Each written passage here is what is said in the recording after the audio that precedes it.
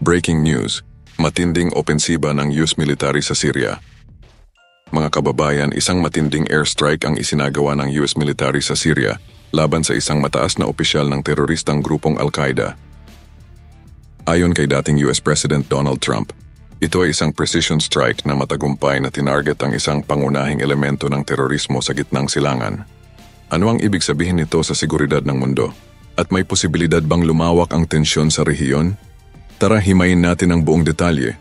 Pero bago ang lahat, huwag kalimutang i-like ang video at mag-subscribe dito sa Kyle TV para sa mga pinakabagong ulat sa seguridad, depensa at mga pandaigdigang sigalot.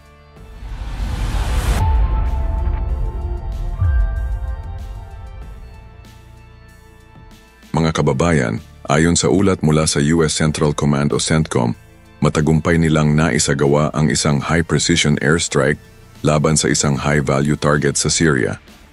Walang detalyadong pangalan na inilabas, pero kumpirmadong ito ay isang mataas na opisyal ng Al-Qaeda.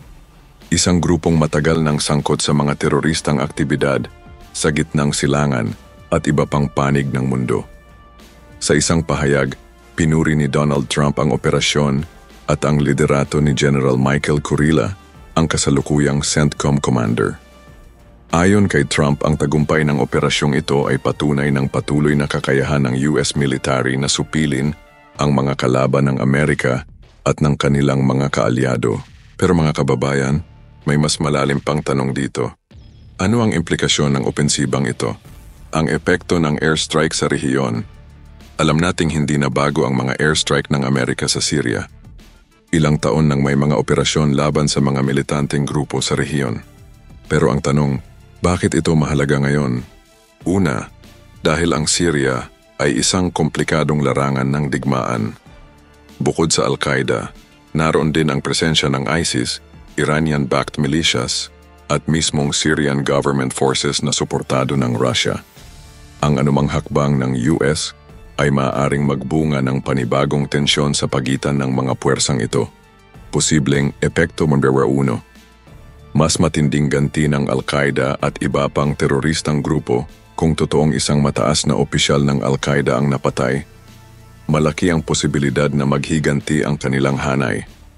Karaniwan, ang mga grupong ito ay gumagawa ng retaliation attacks laban sa mga military base ng US sa Middle East o kaya ay nagsasagawa ng mga terrorist attacks sa iba't ibang bahagi ng mundo.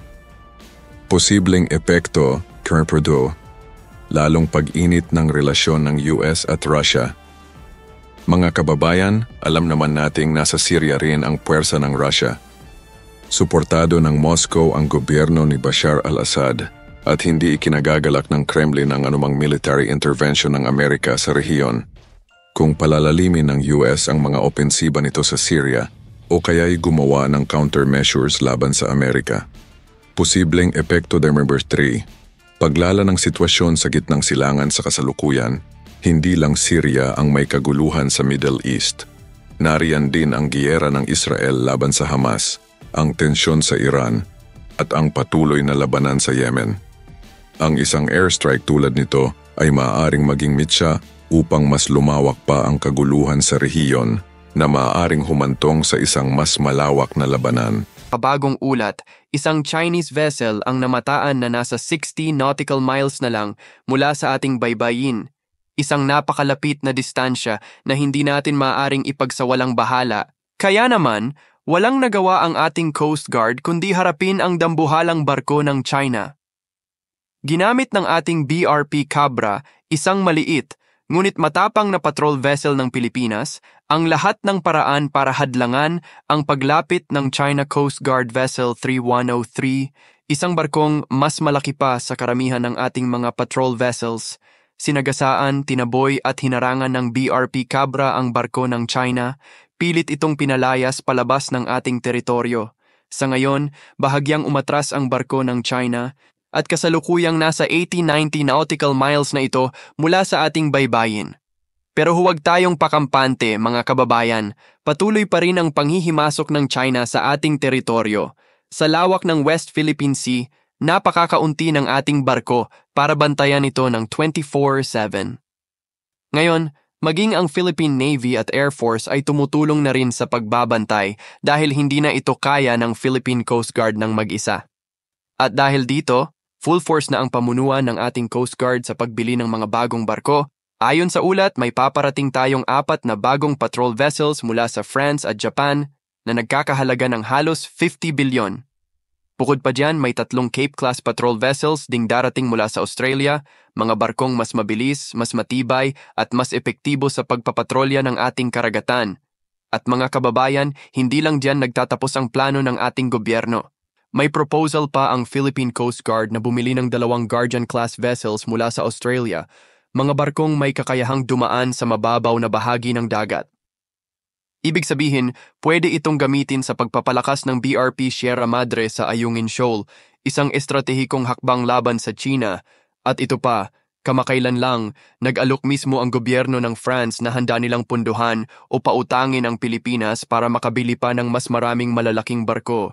Kasama na rito ang mga CSF-OPV, mga barkong dinisenyo para sa matagalang pagbabantay sa karagatan. Ngayon, nasa kamay na ng ating gobyerno kung tatanggapin natin ang alok na ito o hindi. Modernisasyon ng hukbong sandatahan ng Pilipinas. Samantala, hindi lang ang Coast Guard ang naghahanda para sa mas matinding depensa ng ating bayan. Tuloy-tuloy ang modernisasyon ng ating armed forces.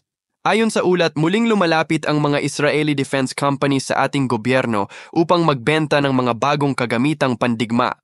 Nagpulong na umano ang mga opisyal ng Pilipinas at Israel upang talakayin kung anong mga armas ang kailangan ng ating hukbong sandatahan. Isa sa mga sigurado ng bibilhin ng Philippine Army ngayong taon ay ang karagdagang 12 Atmos 2000 self-propelled howitzers, mga mobile artillery cannons na gawa ng Elbit Systems ng Israel. Pwede itong gamitin laban sa mga rebeldeng grupo o bilang coastal defense laban sa mga banyagang banta. Bukod diyan, may inaalok din ang Israel Shipyards sa Philippine Navy, mga bagong warships na sinasabing mas mura pero kasing bisa ng ating Rizal-class frigates. Pero ito ang pinakamalaking usapin. Ayon sa mga ulat, kasalukuyang pinag-uusapan ng Israel at Pilipinas ang pagpapalakas ng ating coastal at aerial defense systems. Dahil sa patuloy na panggigipit ng China, kailangang siguruhin ng Pilipinas na may sapat tayong depensa sa ating himpapawid at karagatan. Kaya naman, ino-offer ngayon ng Israel ang kanilang Pulse Rocket System, isang makabagong missile system na kayang tamaan ang target hanggang 300 kilometro ang layo. Mas mura ito kumpara sa mga missile system ng US at South Korea, kaya ito ang isa sa mga pinakamakatotohanang opsyon ng ating hukbong sandatahan. Ngayon, kung bibili ang ating gobyerno ng Pulse Rocket System, maaari itong idagdag sa ating kasalukuyang missile defense network upang labanan ng anumang puwersang magtatangkang pumasok sa ating teritoryo. Aerial Defense System.